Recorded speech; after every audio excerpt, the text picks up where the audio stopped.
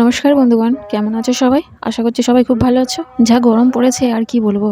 আর এই গরমের সন্ন্যাসীদের নিয়ম কানুন পালন করা চারটিখানি কথা নয়। এই দেখো না, কত রাত্রেবেলা পুকুরে গিয়ে সব পুজো করছিল। সব সন্ন্যাসীরা পুকুরের পাড়ে বসে পুজো করছিল, আর সেগুলো দেখার জন্য পুকুরের পাড়ে লোক ভর্তি। আমিও গেছিলাম দেখতে। ওটা ছিল আগের দিন রাতে। আর চড়কের দিন ওই পুকুর থেকে চান করে সব সন্ন্যাসীরা দণ্ডি কাটতে কাটতে আসছিল। আর এই যে নিয়ে যাচ্ছে পালকি করে, এনারা একজন হলো মূল সন্ন্যাসী আর একজন হলো পাট সন্ন্যাসী। যে কাঠের মধ্যে শুয়ে আছে, মাথাটা যেখানে আছে ওখানে অনেক লোহার ফলা আছে, তার উপরে মাথা দিয়ে শুতে হবে। আর বুকের উপরে বসবে একটা ব্রাহ্মণের ছেলে। চারজনে মিলে সেটাকে কাঁধে করে নিয়ে গেল। আর অনেকে তাড়াতাড়ি গন্ডি কেটে আসছিল, কিন্তু অনেকটা দূরের রাস্তা, আর এই রোদেতে সব রাস্তা গরম হয়ে গিয়েছে। তাই সন্ন্যাসীদের প্রচন্ড কষ্ট হচ্ছিল। কোথাও কোথাও রাস্তা জল দিয়ে ভেজানো হয়েছে, কিন্তু তাতে কি হয়, তার উপর রাস্তার বালি কাঁকড়, অনেকে প্রচন্ড হাঁপিয়ে যাচ্ছিল। অনেকের গায়ে ঠান্ডা জল দেওয়া হচ্ছিল, কিন্তু ঠান্ডা জল দিলে কি হবে, হয়তো আরাম লাগে, কিন্তু ওই শরীরটা ভারী হয়ে যায়, তখন গন্ডি কাটতে অসুবিধা হয়। আর সন্ন্যাসীদের বাড়ির লোকেরা সন্ন্যাসীদের হাওয়া করছিল। আর ওই যে বউগুলো যে মাথায় ঝাঁপ নিয়ে যাচ্ছে, ওগুলো সন্ন্যাসীদের বউ। ওইগুলো ওদের মাথায় তুলে দিয়েছে। আর বউগুলো সকাল থেকে না খেয়ে আছে। সকাল থেকে না খেয়ে শুদ্ধ বস্ত্রে ওই ঝাঁপগুলো মাথায় নিয়ে যেতে হবে সেই মন্দিরে। বউগুলোরও তো বাড়ি যাওয়া হবে না আজকে, মন্দিরে গিয়ে বসে থাকবে, পুজো একেবারে শেষ হলে তারপরে বাড়িতে যেতে পারবে। আর এই যে একটা সন্ন্যাসীর কাছ থেকে মিতা দুটো মালা চেয়ে নিয়েছিল, নিয়ে আমার গলায় পরিয়ে দিয়েছে। এই মালা নাকি পরা ভালো। সন্ন্যাসীরা দণ্ডিঘাটে চলে যাওয়ার পর চলে এলো সব যারা বান ফুরিয়েছিল তারা। ওই বড় বড় লোহার রডগুলোকে জিভের মধ্যে ঢুকিয়ে দেখো কেমন যাচ্ছে। আমার তো দেখে কেমন হচ্ছিল।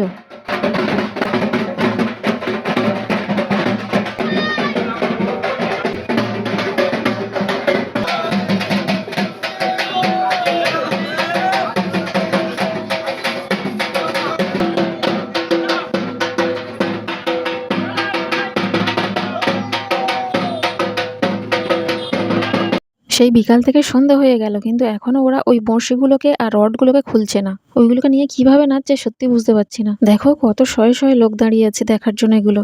এরা এই বড়শিগুলো আর ওই রডগুলোকে খুললে তারপরে গালের মধ্যে বেলপাতা দিয়ে দেবে, তারপর পুজো শেষ হবে। তাই ওদেরকে বারবার মাইকে হেঁকে বলছিল ওগুলো খুলে দিতে, কিন্তু ওরা একটার পর একটা চলেই আসছিল কোথা থেকে। সেই বিকাল থেকে ওরা এইভাবে আছে। ওই দেখো একজন আবার সোজা রড ফুরিয়েছে, রডের মধ্যে আবার কতগুলো লম্ব জ্বালানো আছে, সেই নিয়েই ঘুরছে। আর নাচছেও সমানে। বাবার মন্দিরটা দেখেছো কত সুন্দর লাগছে। সত্যি এখানে না এলে দেখতেই পেতাম না কোনোদিন যে এত কিছু হয়। এমনি শুনেছি বান ফোড়া হয়, কিন্তু আজ নিজের চোখে দেখলাম। আর এদিকে সন্ন্যাসীরা অপেক্ষা করে আছে ওরা কখন রডগুলোকে খুলবে, তারপর পুজো শেষ হবে, তারপর ওরা একটু জল ফল একটু খেতে পারবে। সারা দিন কিচ্ছু খায়নি, তার উপরে অনেকটা রাস্তা গন্ডি দিয়ে এলো। যাই হোক, ওরা খুলছিল না দেখে আমরা গেলাম একটুখানি মেলার মধ্যে। মেলা থেকে একটুখানি ঘুরে এসে দেখি এদিকে মানসিক চলছে।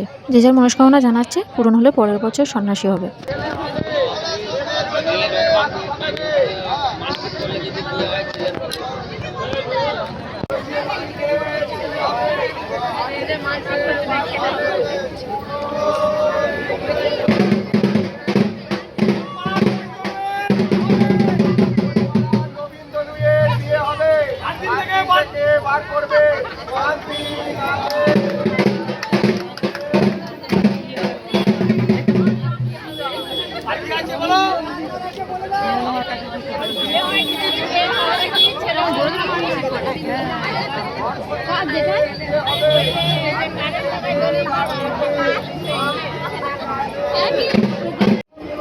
মানসিক করা শেষ হয়ে যেতে সন্ন্যাসীরা প্রণাম করে নিল, নিয়ে সঙ্গে সঙ্গে ওই গামছাগুলো চোখে চাপা দিয়ে দিল। মধ্যে আছে লোহার ফলা, আর সবার বাড়ির লোক সবাইকে গিয়ে ধরে নিল। মন্দিরটা পরিক্রমা করবে, একেবারে চোখ খুলবে বাবার দর্শন করে, তারপরেই পুজো শেষ হবে।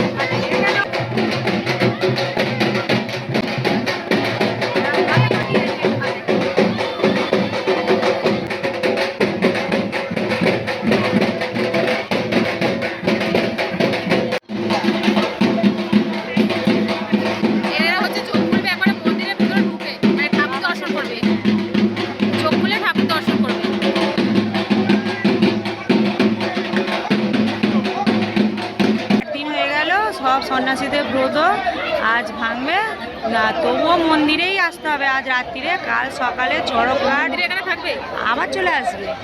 চড়কঘাট গাল ডুবিয়ে ব্রাহ্মণের পায়ে তেল হলুদ দিয়ে তারপরে চান করে চড়কায় ডুবিয়ে তারপর বাড়ি যাবে।